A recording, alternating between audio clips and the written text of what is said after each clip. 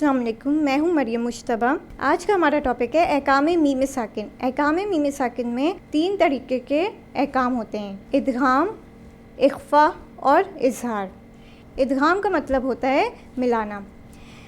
पहले हम इदगाम को हम मीम मुतहरिक यानी कि जब मीम पे कोई भी हरकत नहीं होती है तो हम उसे मीम मुतहरिक कहते हैं, यानी कि ज़बर ज़ेर पेश नहीं होगा तो हम मीम मुतहरिक कहेंगे।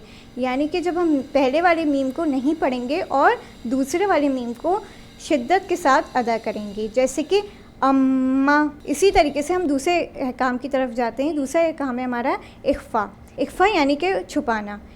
इख्फा में ये होता है जब भी मीम के बाद बा आता है तो हम मीम की आवाज़ को छुपा के पढ़ते हैं और उसको शिद्दत के साथ नहीं, नरमी के साथ अदा करते हैं, जैसे कि मिम बादी। इसी तरीके से हम तीसरे अहकाम की तरफ आते हैं। तीसरा अहकाम है इजहार। इजहार यानी कि ज़ाहिर करना। इजहार में बचे हुए 26 जो हर्फ होते हैं उनमें से कोई भी आ जाए तो हम उसको इजहार करके पढ़ते हैं, यानी कि मीम को ना ही खींचेंगे और ना ही नरमी से अदा करेंगे, बस उसको 1 टच अदा करके और उसको ज़ाहिर करके अदा करेंगे, जैसे कि अम ताबुदून फ़हुम गाफिलून। जैसे एक वर्ड होता है लम यलिद वलम यूलद, इसमें भी हम मीम को ज़ाहिर कर रहे हैं और बस 1 टच पढ़ के आगे बढ़ रहे हैं और उसको खींच भी नहीं रहे हैं। इंशाअल्लाह हम अगले टॉपिक के साथ फिर हाज़िर होंगे। तब तक के लिए खुदा हाफ़िज़।